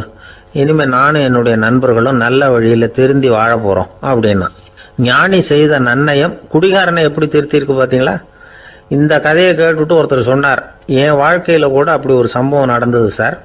நானும் ஒரு நாள் ராத்திரி ஓவராக குடிச்சிட்டு ஒரு கிட்டாரை வாசிச்சுக்கிட்டு கண்ணாபின்னான்னு உளறிக்கிட்டு திட்டிக்கிட்டு இருந்தேன். அந்த சமயம் அந்த வழியாக ஒருத்தர் வந்தார். ஓங்கி தலையில் ஒரே ஒரு அடி, ரத்தம் வந்துட்டுது. அதுக்கப்புறம் என் மனசு தெரிந்துட்டுது சார் அப்படின்னார். அப்படியா என்ன ஆச்சரியமா? ஆமாம் சார், அடி விழுந்தது அவர் தலையில் இல்லை, ஏன் தலையில். வந்தவர் என்ன அப்படி அடிச்சுட்டார். மயக்கம் தெளிஞ்சதுக்கு அப்புறம்தான் எனக்கு விவரம் புரிஞ்சுது. அவர் ஒரு போலீஸ்காரர் அப்படின்னார் ரொம்ப சோகமா. அந்த ஆளுக்கு பேச தெரியாது, அவர்கிட்ட கொஞ்சம் எச்சரிக்கையாக நடந்துக்கோ அப்படின்னு சொல்கிறது உண்டு. அப்படின்னா என்ன அர்த்தம்? அவர் இன்னமும் குழந்தையாகவே இருக்கிறாரு, இன்னும் பேச்சு வரலன்னு அர்த்தம்? அப்படி இல்லை, அவருக்கு நாகரிகமாக பேச தெரியலன்னு அர்த்தம். பேசுறதுங்கிறது மனுஷனால் மட்டுமே முடியக்கூடிய ஒரு காரியம். அப்படி இருந்தும் அதோட பெருமையை அவன் இன்னமும் சரியாக புரிஞ்சிக்கலன்னு தான் சொல்லணும். அதனால தான் அவன் அளவுக்கு அதிகமாக வார்த்தைகளை கொட்டி விடுறான். அதுக்கப்புறம் அதையெல்லாம் திருப்பி அள்ள முடியாமல் கிடந்து கஷ்டப்படுறான். கொட்டின வார்த்தையை அள்ள முடியுமா? ஒருத்தரை இன்னைக்கு பார்த்து முட்டாள்னு திட்டி விடுறீங்க, நாளைக்கு மறுபடியும் அவர்கிட்ட போய் நேற்றுக்கு உன்னை முட்டாள்னு சொல்லிவிட்டேன், அந்த வார்த்தையை திருப்பி கொடு, வாங்கிட்டு போயிடுறேன் அப்படின்னு நான் சொல்ல முடியும்? அவன் கோபக்காரனாக இருந்தால் நேற்றுக்கே அதை வேறு விதமாக உங்களுக்கு திருப்பி கொடுத்துருப்பான். உலகத்தில் எவ்வளவோ ஜீவராசிகள் இருக்குது, அதுக்கெல்லாம் வாய் இருக்குது. அந்த வாயெல்லாம் எதுக்கு உபயோகம்? சாப்பிட்றதுக்காக. ஆனால் நமக்கு இருக்கிற வாய் சாப்பிட்றதுக்காக மட்டும் இல்லை, பேசுறதுக்காகவும் தான். பேச முடியலன்னா வாய் இருந்தால் கூட அது வாயில்லா ஜீவன் தான். ஒரு பையனை பார்த்து அது வாய் உள்ள புள்ள பொழைச்சிக்கும் அப்படின்னா மற்ற பையன்களுக்கெல்லாம் முகத்தில் வாயே இல்லைன்னு அர்த்தம்? அப்படி இல்லை, அந்த பையன் கொஞ்சம் கெட்டிக்காரத்தனமாக பேசுவான்னு அர்த்தம். அதனால் எப்படி பேசணும் அப்படிங்கிறத நாம் முக்கியமாக தெரிஞ்சுக்கணும். இதுக்கு 8 விதமான குறிப்புகளை நம்ம பெரியவங்க சொல்லியிருக்கிறாங்க. பேச்சுக்கு 8 அங்கங்கள் உண்டு அப்படின்னு அவங்க சொல்கிறாங்க. அதெல்லாம் என்னென்ன அப்படின்னா, உண்மை, நன்மை, அன்பு, நிதானம், இனிமை, ஆழம், சமயமறிதல், சபையறிதல். இந்த 8 தன்மையும் பேச்சில் இருக்கணுமா. இதையே கொஞ்சம் விவரமாக சில பேர் போர்டில் எழுதி வச்சுருப்பாங்க. அதாவது எழுத்துலையாவது அதெல்லாம் இருக்கட்டுமே அப்படின்னு நினச்சி. நீங்கள் கூட சில இடங்களில் இதை பார்த்துருக்கலாம். அதாவது உண்மையே பேசுக, நன்மையே பேசுக, அன்பாக பேசுக, நிதானமாக பேசுக, இனிமையாக பேசுக, ஆழமுடையதாக பேசுக, சமயமறிந்து பேசுக, சபையறிந்து பேசுக, இப்படி எழுதி வச்சிருப்பாங்க. இந்த 8 அம்சமும் சரியாக பொருந்தி இருந்தால் தான் அது பேச்சு. மற்றதெல்லாம் பேச்சாயிடாது. பேச்சு ஒரு சிறந்த கலை. எல்லாத்தையும் விட பேசாமல் இருந்தும் பழகணும், அது ரொம்ப முக்கியம். உண்மையே பேசணும். சத்தியத்துக்கு மதிப்பு கொடுக்குறவங்கள தான் சரித்திரம் மதிக்கும். உண்மை பேசினா மட்டும் போதாது, அந்த உண்மையில் நன்மை கலந்துருக்கணும். கொலைகாரனுக்கு பயந்துக்கிட்டு ஒருத்தன் உங்கள் வீட்டுக்குள்ளே ஒளிஞ்சிருக்கிறான். அந்த முரட்டு ஆசாமி கையில் அரிவாளோடு வந்து அவங்க வந்தானான்னு உங்ககிட்ட கேட்குறான்னு வச்சுங்க. உண்மைதான் உயர்வு தரும் அப்படின்னு நினச்சிக்கிட்டு, ஆமாம் உள்ளே தான் இருக்கிறான், அடுப்பங்கரையில் குதிருக்கு பின்னாடி உட்காந்துருக்கிறான், போய் பிடிச்சிட்டு போங்க அப்படின்னு நான் சொல்லுவீங்க. அது நன்மை இல்லாத உண்மை. அதனால் பிரயோஜனம் கிடையாது. அதே மாதிரி உங்கள் பேச்சில் அன்பு இருக்கணும், நிதானம் இருக்கணும், இனிமை இருக்கணும், சிந்தித்து பேசணும், சமயம் அறிந்து பேசுகிறதும் முக்கியம். அதை பற்றி நமக்கு வேறு யாரும் சொல்லிக் கொடுக்க வேண்டியதில்லை. எந்த நேரத்தில் யாருக்கிட்ட எப்படி பேசினா காரியம் நடக்கும் அப்படிங்கிறது நமக்கு நல்லா தெரியும். அது கைவந்த கலை. அவையறிந்து பேசுகிற திறமை பேச்சாளர்களுக்கு ரொம்ப அவசியம். அது இல்லைன்னா நிலைமை பரிதாபமாயிடும். ஒரு பேச்சாளர் ரொம்ப மும்முரமாக பேசிக்கிட்டே இருந்தாராம். ரொம்ப நேரம் நிறுத்தவே இல்லை, பேசிக்கிட்டே இருக்கிறார். சபையில் இருந்தவங்கலாம் ஒவ்வொருத்தரும் எழுந்திரிச்சு போய்கிட்டே இருக்கிறாங்க. கடைசியில் 2 பேர் தான் அக்கறையாக பேசுகிறவரை கவனிச்சுட்டு உட்காந்துருந்தாங்களாம். மேடையில் பேசிக்கிட்டு இருந்தவர் அவங்கள பார்த்து சொன்னாராம், எனக்கு கூட்டம் முக்கியம் இல்லை, எவ்வளவு பேர் என் பேச்சை கேட்குறாங்க அப்படிங்கிறது முக்கியம் இல்லை. நீங்கள் 2 பேராவது ஊக்கமாக என்னை கவனிச்சுக்கிட்டு உட்காந்துருக்குறீங்க, அது போதும். உங்களுக்காகவே நான் பேசிக்கிட்டு இருக்கிறேன் அப்படின்னார். இதை கேட்டதும் உட்காந்துருந்த 2 பேரில் ஒருத்தர் எழுந்திருச்சு, அப்படி இல்லைங்க, நாங்கள் 2 பேரும் நீங்கள் பேசி முடித்த உடனே தொடர்ந்து பேச வேண்டிய ஆளுங்க, அதுக்காக தான் காத்துக்கிட்டு இருக்கிறோம், சீக்கிரம் முடிங்க அப்படின்னாங்களாம். ஒரு ஊரில் ஒரு புகழ்பெற்ற பத்திரிகையாளர் இருந்தார். அவர் ஒரு நாள் திடீர்னு இறந்து போயிட்டார். அதுக்கப்புறம் நேராக சொர்க்கத்துக்கு போனார். சொர்க்கத்தின் வாசலில் நின்றுக்கிட்டு இருந்த ஒருத்தர் அவரை தடுத்தார். இதை பாரு, ஏற்கனவே இங்கே 12 பத்திரிகையாளர்கள் இருக்கிறாங்க, அவங்களுக்கு இங்கே வேலை இல்லை. அதுக்கு என்ன காரணம்னா, சொர்க்கத்தில் திடுக்கிடும் செய்திகள்லாம் ஒன்றும் கிடையாது, அப்படி என்ன இருக்க போகுது இங்கே எல்லாம் அது ஒழுங்காக நடந்துகிட்டு இருக்கோம். எல்லாம் ஒழுங்காக நடந்தால் பத்திரிகைகளுக்கு சுவாரஸ்யமான கொலை கொள்ளை தீ வைப்பு இது மாதிரி எதுவும் இங்கே இல்லை. ஏற்கனவே இங்கே இருக்கிறவங்க எல்லாரும் மரத்தடியில் உட்காந்துக்கிட்டு தியானம் பண்ணிகிட்டு இருக்கிறாங்க. அந்த ஒரே செய்தி தான் தினமும் இங்கே வந்துக்கிட்டு இருக்குது. அதை படிக்கிறதுக்கே இங்கே ஆள் கிடையாது. அதனால் நான் என்ன சொல்கிறேன்னா, நீ பேசாமல் நரகத்துக்கே போயிடு. அங்கே எவ்வளவோ நிகழ்ச்சிகள் நடந்துக்கிட்டு இருக்கு, அங்கே தான் அதிகமான பத்திரிகையாளர்கள் தேவைப்படுறாங்க, அங்கே உனக்கு நிறைய வேலை இருக்கும், அதை செய்கிறதில்ல நீயும் மகிழ்ச்சியாக இருக்கலாம் அப்படின்னு சொன்னாராம். அங்கே அந்த சொர்க்கத்தின் வாசலில் நின்றுக்கிட்டு இருந்தவர். இந்த பத்திரிகையாளர் அங்கேயே நின்று கொஞ்சம் யோசனை பண்ணார். இவருக்கு சொர்க்கத்திலே இருக்கணும்னு தான் ஆசை. அதனால் மெதுவாக அவர்கிட்ட பேசினாராம், ஐயா, என்னை ஒரு 24 மணி நேரம் இங்கே உள்ளே இருக்கிறதுக்கு அனுமதி கொடுங்க. இங்கே இருக்கிற பல பத்திரிகையாளர்களை எனக்கு தெரியும், அவங்களில் சில பேரை சமாதானப்படுத்தி மெதுவாக பேசி நரகத்துக்கு அனுப்பி வச்சுட்றேன். நான் இங்கே இருந்துக்கிறேன். உங்கள் கணக்குப்படி 12 பேருக்கு மேலே இங்கே தாண்டாது, அப்படி பார்த்துக்கிறேன் அப்படின்னாராம். அவரும் யோசனை பண்ணி பார்த்துட்டு, சரி அப்படியே உனக்கு அனுமதி கொடுக்குறேன், ஆனால் ஒரு விஷயம், 24 மணி நேரம் தான் அனுமதி, அதுக்குள்ளே எல்லாம் நடக்கணும் அப்படின்ட்டுருக்கார். சரின்னு சொல்லிவிட்டு இந்த பத்திரிகையாளர் உள்ளே போனார். யோசனை பண்ணார், திட்டம் போட்டு ஒரு பொருளையை கிளப்பி விட்டார். சக பத்திரிகையாளர்கள் எல்லாம் கூப்பிட்டு சொன்னாராம், இதை பாருங்க, நரகத்தில் ஒரு பெரிய தினசரி பேப்பரை கொண்டுகிட்டு வர்றதுக்காக திட்டம் போட்டுக்கிட்டு இருக்காங்க. அதுக்கு பல அதிகாரிகள் தேவைப்படுறாங்க, நிறைய சம்பளம் கிடைக்கும். யார் யாரெல்லாம் நரகத்துக்கு போக ஆசைப்படுறாங்களோ அவங்கெல்லாம் போகலாம் அப்படின்னு ஒரு பொருளையை கிளப்பி விட்டார். 24 மணி நேரம் கழித்து வாசல் பக்கம் போனார். அங்கே இருந்தவர்கிட்ட எத்தனை பேர் வெளியேறினாங்கன்னு விசாரிச்சாராம். அப்போ அவர் இவரை, நீ வெளியே போகக்கூடாது, முதல்ல உள்ளே தான் இருக்கணும் அப்படின்னு தடுத்தாராம். அப்புறம் சொன்னாராம், நீ சொன்ன செய்தியை கேட்டதும் இங்கே இருந்த எல்லா பத்திரிகையாளர்களுமே நரகத்துக்கு போயிட்டாங்கப்பா, உள்ளே யாருமே இல்லை, அதனால் நீ உள்ளே இருக்கலாம் அப்படின்னாராம். இதை கேட்டதும் இந்த பத்திரிகையாளரே குழம்பி போயிட்டார். ஒருவேளை உண்மையிலேயே நரகத்தில் புதுசாக பத்திரிகை ஏதாவது ஆரம்பிக்க போகிறாங்களோ அப்படின்னு அவரே நினைக்க ஆரம்பிச்சிட்டாராம். அப்புறம் சொன்னாராம், ஐயா என்னை விட்டுருங்க, நான் நரகத்துக்கே போயிடுறேன், அங்கே ஏதோ விசேஷம் இருக்கணும் அப்படின்னாராம். இல்லைன்னா இத்தனை பேரும் ஒட்டு மொத்தமாக அங்கே போகிறதுக்கு சான்ஸே இல்லை, என்னை தடுக்காதீங்கன்னு கெஞ்ச ஆரம்பிச்சுட்டாராம். மற்றவங்க நம்பணுங்கிறதுக்காக ஒரு புரளியை கிளப்பி விட்டார். கடைசியில் தானே அந்த புரளிக்கு ஆளாயிட்டார். அதாவது பிறரை ஏமாற்றிய அவரது மனம் கடைசியில் அவரையே ஏமாற்ற ஆரம்பிச்சுட்டு பாருங்க. நீங்க இப்படி அடுத்தவங்களை ஏமாத்துறதுக்கு உங்க மனசை பழக்கப்படுத்துறீங்க, ஆனா கடைசியில் அதனால நீங்களே ஏமாற்றப்படுகிறீர்கள் அப்படிங்கிறது பெரியவர்களுடைய புத்திமதி. அதனால உங்க மனசுகிட்ட ரொம்ப எச்சரிக்கையா இருங்கோ அப்படிங்கிறாங்க. நம்ம ஆளுங்க அங்க போய் என்ன சொல்லுவாங்கன்னா, இந்த மாதிரி அங்க போகாத இங்க போகாதன்னு பயமுறுத்துறது உண்டு. சில பேர் அங்க பேய் இருக்குது, பிசாசு இருக்கு அப்படின்னு பொருளையை கிளப்பி விடுறது உண்டு. இருட்டு நேரம் காட்டு வழியா ஒருத்தன் போய்கிட்டு இருக்கிறான். அங்க பேய் பிசாசு நடமாட்டம் இருக்கிறதாக வதந்தி. இவன் பயந்துகிட்டே வேகமா போறான்.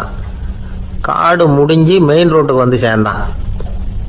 அப்பாடா, ஒரு பஸ் நின்றுட்டு இருக்கு தனியா. இருட்டில் லேசா தெரிஞ்சுது. ஓடி போய் ஏறி உள்ள உட்காந்துக்கிட்டான். பயந்துக்கிட்டே போனவன் அப்புறம் தான் தெரியுது உள்ள யாருமே இல்லை, டிரைவரும் இல்லை, கண்டக்டரும் இல்லை, வேற யாரும் இல்லை. இவனுக்கு பேய் பயம் அதிகமாக போட்டுது. ஏன்னா நடு ராத்திரி. இந்த நேரம் பார்த்து அந்த பஸ்ஸு தானே நகர ஆரம்பிச்சுதான். இவனுக்கு இன்னும் பயம் அதிகமாக போட்டுது. ஏன்னா டிரைவர் சீட்டு காலியாக இருக்கு, பஸ்ஸு நகருது. இவன் உடம்பு பூரா நடுங்க ஆரம்பிச்சுட்டுது. வீல்னு கத்தலாமான்னு பார்த்தான். அந்த நேரம் பார்த்து அவன் தோளில் ஒரு கை விழுந்துதான். திடுக்கிட்டு திரும்பி பார்த்துருக்குறான். அங்கே டிரைவர் நிற்கிறார். அவர் சொன்னாராம், ஏன்பா ஏற்கனவே பஸ்ஸு பிரேக் டவுன், நாங்கள்லாம் பின்னாடி இறங்கி நின்று தள்ளிட்டு இருக்கிறோம், நீ மட்டும் ஜாலியாக ஏறி உக்காந்துக்கிட்டியா, இறங்கி வந்து தள்ளுப்பா அப்படின்னாராம். ஒரு ஊர்ல ஒரு துறவி இருந்தார், புத்த சமய துறவி. அந்த ஊர் மன்னன் அவரை பத்தி கேள்விப்பட்டிருக்கான். ஒரு நாள் புறப்பட்டு போனான். துறவியின் பாதங்களை தொட்டு வணங்கினான். அதுக்கப்புறம் சொன்னான், ஐயா, நான் உங்களை அரண்மனைக்கு அழைச்சிட்டு போறதுக்காக வந்திருக்கிறேன். இனிமே நீங்க இங்க எதுக்கு இருக்கணும் அப்படின்னானா. அவன் மனசுக்குள்ள என்ன நினைப்புன்னா, இவர் எங்க வர போறாரு, நான் ரொம்ப எளிமையானவன், எனக்கு எதுக்கு அரண்மனை வாசம்னு சொல்லி விடுவார் அப்படின்னு நினைச்சிருக்கான். ஆனா அந்த துறவி என்ன பண்ணார் தெரியுமா? அப்படியா, சரி போகலாம், வா, போய் உன் ரதத்தை கொண்டுட்டு வா, அரண்மனைக்கு போகும்பொழுது அதுக்கு தகுந்த மாதிரி ஆடம்பரமா போகணும் அப்படின்னு விட்டாரான். துறவி இப்படி சொன்னதும் அந்த மன்னனுக்கு மனசுக்குள்ள சந்தேகம் வந்துட்டுது. இவர் உண்மையிலேயே துறவி தானா, ஏமாத்து பேர் வழி மாதிரி தெரியுதே அப்படின்னு நினைச்சிருக்கான். இருந்தாலும் இனிமே என்ன பண்றது, சொல்லியாச்சு. ரதத்தை கொண்டுகிட்டு வந்தான். துறவி ஏறி உக்காந்தார். பக்கத்துல ராஜா. அவர் ரொம்ப உற்சாகமா வரார். இவன் ரொம்ப சோர்ந்து போய் வரான். துறவி மரத்தடியிலேயே வாழ்ந்து பழக்கப்பட்டவர், அரண்மனையில எளிமையா ஒரு இடத்துல உட்காந்துக்குவார் அப்படின்னு நினைச்சான். ஆனா அப்படி இல்லை. அரண்மனைக்கு வந்த உடனே அந்த துறவி அதை கொண்டுட்டு வா, இதை கொண்டுட்டு வான்னு சொல்லி உத்தரவு போட ஆரம்பிச்சுட்டார். அரண்மனையில இருந்தா அரசனை மாதிரி இருக்கணும் அப்படிங்கிறார். ராத்திரி பூரா சௌரியமா தூங்கினார். பகல்ல அரண்மனை தோட்டத்துல உலாவ வேண்டியது, நீச்சல் குளத்துல குளிக்க வேண்டியது, இப்படியே பொழுது போக்கிட்டு இருக்கிறார். அந்த அரண்மனையில துறவி மகிழ்ச்சியா இருக்கிறார். மன்னனால அப்படி இருக்க முடியல. அவருக்கு எந்த கவலையும் இல்லை, இவனுக்கு அரசாங்க கவலைகள். துறவி அப்படி இருக்கிறத இவனால தாங்கிக்க முடியல. ஒரு நாள் அவர்கிட்டயே போய், நான் உங்ககிட்ட கொஞ்சம் பேசணும் நானா. துறவி பார்த்தார். நான் இந்த அரண்மனைக்கு வரும்பொழுதே நீ என்னமோ என்கிட்ட கேட்கணும்னு நினைச்ச, ஏன் கால தாமதம், நீ அனாவசியமா உன்னையே தொந்தரவு பண்ணிட்டு இருக்கிற, நீ கவலையா இருக்கேங்கிறது எனக்கு புரியுது. நான் மரத்தடியில் இருந்தப்போ கூட என்னை அடிக்கடி சந்திச்சுக்கிட்டு இருப்ப, ஏதாவது விளக்கம் கேட்கறது உண்டு. இங்க வந்த பிறகு என்னை சந்திக்கிறது கூட அபூர்வமா போயிட்டுது. நீ இப்போ என்ன கேட்க போறேங்கிறது எனக்கு தெரியும், இருந்தாலும் கேள் அப்படின்னாராம். வேற ஒண்ணும் இல்லைங்க, இப்போ உங்களுக்கும் எனக்கு என்ன வித்தியாசம், 2 பேரும் அரண்மனையில தான் இருக்கிறோம். நீங்க மகிழ்ச்சியா இருக்கிறீங்க, நான் அப்படி இருக்க முடியல. இவ்வளவுக்கும் நீங்க முன்னாடி இருந்தது மாதிரி இல்லை. தினமும் தங்க தேர் கேட்குறீங்க, உயர்தரமான ஆடைகள் அணிகிறீங்க, சுவையான சாப்பாடு. இப்படி இருக்கிறப்போ உங்களுக்கு எனக்கு என்ன வித்தியாசம்? இதுதான் மன்னனுடைய கேள்வி. இதுக்கு பதில் சொல்றேன், என் கூட புறப்பட்டு வா, இந்த நகரத்துக்கு வெளியில போவோம் அப்படின்னு சொல்லி அரசனை கூப்பிட்டுக்கிட்டு ஊர் எல்லைக்கு சேர்ந்தார் துறவி. அங்க போய் சொன்னார், இதை பாருப்பா, இந்த இடத்த தான் தேடிக்கிட்டு இருந்தேன். இனிமே நான் திரும்பி வர போறதில்ல. நீ என்னோட வர்றியா, திரும்பி போறியா அப்படின்னார். நான் எப்படிங்க உங்க கூட வர முடியும்? என்னுடைய நாடு, என்னுடைய சொத்துக்கள், மனைவி, மக்கள் எல்லாத்தையும் விட்டுட்டு எப்படிங்க வர்றதுன்னா. இப்ப அந்த துறவி சொன்னார், இப்ப வித்தியாசத்தை தெரிஞ்சுக்கிட்டியா? நான் அரண்மனையில் இருந்தேன், எல்லா வித பொருள்களும் உடையவனா இருந்தேன், ஆனால் எதையும் சொந்தம் கொண்டாடுறவனா இருக்கல. ஆனால் நீ அப்படி இல்லை, எல்லாத்தையும் சொந்தம் கொண்டாடிக்கிட்டு இருக்கிற. இதுதான் நமக்குள்ள வித்தியாசம் அப்படின்னு சொன்னார். அரண்மனை ஆடைகளை அப்படியே கலைஞர் அரசங்கிட்ட கொடுத்தார். உன்னுடைய ஆடைகளை நீயே வச்சுக்கோன்னார். அவர் பாட்டுக்கு நடந்து போனார், திரும்பியே பார்க்கல. அரசனுக்கு அப்பதான் தன்னுடைய அறியாமை விளங்குச்சான்.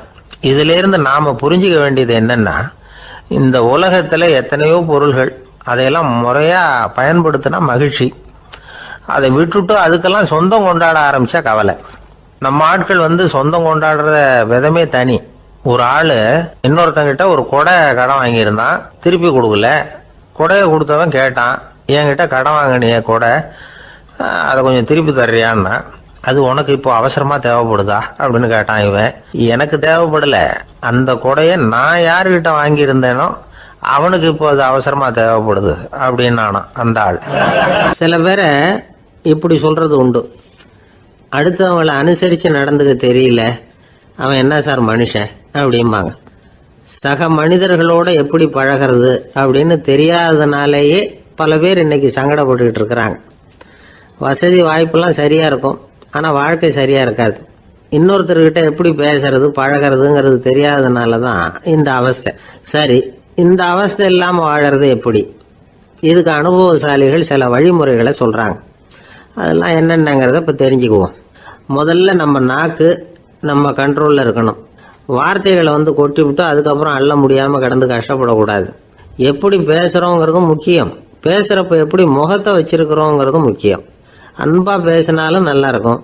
அப்படி பேசுகிறப்ப ஆதரவாக அவர் தோள் மேலே ஒரு கையை போட்டுக்கிட்டு பேசினா இன்னமும் நல்லா இருக்கும். ரெண்டாவது விஷயம், இன்னொருத்தர்கிட்ட பேசுகிறப்ப வாக்குறுதிகளை அள்ளி வீசக்கூடாது. கொடுக்குற வாக்குறுதி குறைச்சலாக இருக்கணும். அப்படி கொடுத்த வாக்குறுதியை கண்டிப்பாக நிறைவேற்றணும். நாம் ஒருத்தரை பாராட்டுறோம் அல்லது அவரை பற்றி அபிப்பிராயம் சொல்கிறோம்னா அது ஆக்கப்பூர்வமாக இருக்கணும். நம்ம பாராட்டு அல்லது விமர்சனம் அடுத்தவருடைய முன்னேற்றத்துக்கு உதவுறது மாதிரி இருக்கணும். நாம் சொல்கிறத கேட்டுட்டு அவன் தலையில் கையை வச்சுட்டு உட்காந்துடக்கூடாது. எப்பவும் உற்சாகமாக இருக்கணும், முகம் மலர்ச்சியாக இருக்கணும். மனுஷன் இருந்தால் வருத்தம், கவலை, ஏமாற்றம் எல்லாம் இருக்க தான் செய்யும். அதெல்லாம் மனசில் இருக்கட்டும். அந்த வருத்தமும் கவலையும் ஏமாற்றமும் சேர்ந்துக்கிட்டு நம்ம முகத்தில் இருக்கிற மலர்ச்சியை மூடி மறைக்கிறதுக்கு நாம் இடம் கொடுத்துடக்கூடாது. எந்த விஷயத்தை பற்றி யாருக்கிட்ட பேசினாலும் வெளிப்படையாக பேசணும், திறந்த மனசோட பேசணும். மூடி மறைச்சி முன்னு மூழ்கிக்கிட்டு இருக்கக்கூடாது. இன்னொருத்தர்கிட்ட பேசுகிறப்போ விவாதம் பண்ணுங்க, அது தப்பு இல்லை. ஆனால் வாதாடிக்கிட்டு இருக்கக்கூடாது. அதாவது என்ன சொல்கிறாங்கன்னா, டிஸ்கஸ் பண்ணலாம், ஆர்கியூ பண்ணக்கூடாதான். நம்மக்கிட்ட இருக்கிற நல்ல குணங்களை நாம் எடுத்து சொல்லிகிட்டு இருக்கக்கூடாது. அந்த நல்ல குணங்களே நம்மளை பற்றி எடுத்து சொல்லணும், அது மாதிரி நடந்துக்கணும். அதே மாதிரி அடுத்தவங்க கிட்ட உள்ள கெட்ட குணங்களை பற்றி அவசியம் இல்லாமல் நாம் பேச வேண்டியதில்லை. உங்களை பற்றி யாராவது தப்பாக பேசுகிறாங்களா, அப்படி அவங்க பேசுகிறதுல உண்மை இல்லையா அப்படின்னா அதை நீங்கள் பொருட்படுத்த வேண்டியதில்லை, விட்டுடலாம். அது தானாக போயிடும். ஒரு 4-5 பேரோட பேசிக்கிட்டு இருந்தீங்கன்னா எல்லாருக்கும் முக்கியத்துவம் கொடுங்க, யாரையும் அலட்சியப்படுத்தாதீங்க. தமாஷா பேசலாம், ஆனால் அவங்க தமாஷ் அடுத்தவங்களை கேலி பண்ணுறதா இருக்கக்கூடாது. நமக்கு கிடைக்க வேண்டியது கிடைக்கலையே அப்படிங்கிற தவிப்பு நம்மக்கிட்ட இருக்கக்கூடாது, அது தேவையில்லை. உங்கள் செயல்பாடுகள் தெளிவாக இருக்கட்டும், பாராட்டு தானாக அவங்கள தேடிட்டு வரும். இன்னொரு மனுஷனுடைய மனசில் கௌரவமான ஒரு இடத்த பிடிக்கணும்னா நாம் இந்த குணத்தையெல்லாம் நம்மக்கிட்ட வளர்த்துக்கணும். இதெல்லாம் அனுபவசாலிகள் சொல்லியிருக்கிற குறிப்புகள். இந்த குறிப்புகளை சரியாக புரிஞ்சுக்கணும், அது முக்கியம். தப்பாக புரிஞ்சுக்கிட்டா என்ன ஆகும் தெரியுமா? இதை கேளுங்க. ஒருத்தர் வந்தார், சார் அடுத்தவங்க தோள் மேலே கையை போட்டுக்கிட்டு அன்பாக பேசணும்னு சொன்னீங்க, அப்படி தான் பேசினேன். அவர் முதுகை கூட தட்டி கொடுத்தேன், என் வேலை போயிட்டுது சார், வீட்டுக்கு அனுப்பிச்சிட்டாங்க அப்படின்னார். யாருக்கிட்ட அப்படி பேசுனீங்கன்னு கேட்டோம். என் முதலாளிகிட்ட சார் அப்படிங்கிறார் ரொம்ப சோகமா. ஒருத்தர் ரொம்ப அவசரமா வந்தார், சார் மனுஷன் நிம்மதியா இருக்கிறதுக்கு என்ன வழின்னு கேட்டார். சீக்கிரமா ஒரு கல்யாணத்தை பண்ணீங்க, எல்லாம் சரியா போடும் அப்படின்னோம். அவர் ஒரு மாதிரியா பார்த்தார். ஏற்கனவே எனக்கு கல்யாணம் ஆயிட்டுது சார், அதனால தானே நிம்மதியா இருக்கிறதுக்கு வழி கேட்கறேன் அப்படின்னார். சரி, இவர் ஒரு மாதிரியான கேஸ் அப்படின்னு நினைச்சுக்கிட்டு நம்மகிட்ட இருந்த ஒரு சின்ன புத்தகத்தை அவர்கிட்ட தூக்கி கொடுத்தோம். இதை படிச்சு பாருங்கன்னு. கல்யாணத்துக்கு பிறகும் சந்தோஷமா இருக்கிறதுக்கு என்ன வழி அப்படிங்கிற கேள்விக்கு அந்த புத்தகத்துல விளக்கம் இருந்தது. கணவன் மனைவிக்குள்ள சிக்கல் வராம இருக்கிறதுக்கு அதுல சில வழிகளை சொல்லி கொடுத்துருக்குறாங்க. அதெல்லாம் என்னென்ன அப்படிங்கிறத இப்ப பார்க்கலாமா? குடும்பம்னு இருந்தால் கோபம் வரதான் செய்யும். அது வந்துட்டு போகட்டும், பரவாயில்ல. ஆனால் அந்த கோபம் ஒரே நேரத்தில் 2 பேருக்கும் வந்துடாமல் பார்த்துக்கணும். ஒரு சமயத்தில் யாராவது ஒருத்தர் தான் கோபப்படணும், அடுத்தவங்க அமைதியாக இருக்கணும். அதுக்கப்புறம் இவர் அமைதியான உடனே அவங்க ஆரம்பிச்சுக்கலாம். கோபமாக ஏதாவது சொன்னால் உடனே கோபமாக பதில் சொல்லக்கூடாது. கொஞ்சம் பொறுத்து கோபம் தீர்ந்த உடனே அந்த பதிலை சொல்லலாம். அப்போ பதில் கோபமாக இருந்தால் கூட அது அவ்வளோ பெருசாக தெரியாது. அற்ப விஷயத்துக்கெல்லாம் காய்ச்சி மூச்சுன்னு கத்திட்டு இருக்கக்கூடாது. உங்கள் 2 பேருக்குள்ள ஒரு தர்க்கம் ஆரம்பமாயிட்டுதுன்னு வச்சுக்கோங்க. கடுமையாக 2 பேரும் விவாதம் பண்ணுறீங்க. உங்களில் ஒருத்தர் இதில் ஜெயிக்கணும்னா அது நீங்களாக இருக்க வேணாம், அடுத்தவங்க ஜெயிக்கிறதுக்கு நீங்கள் துணையாக இருங்களேன். அப்படின்னா நீங்கள் கொஞ்சம் விட்டு கொடுக்கணும், அவ்வளவுதான். ஏதாவது குத்தம் சொல்லணுமா, செஞ்ச தப்பை சுட்டி காட்டணுமா, விமர்சனம் பண்ணணுமா, பண்ணுங்க, வேணான்னு சொல்லலை.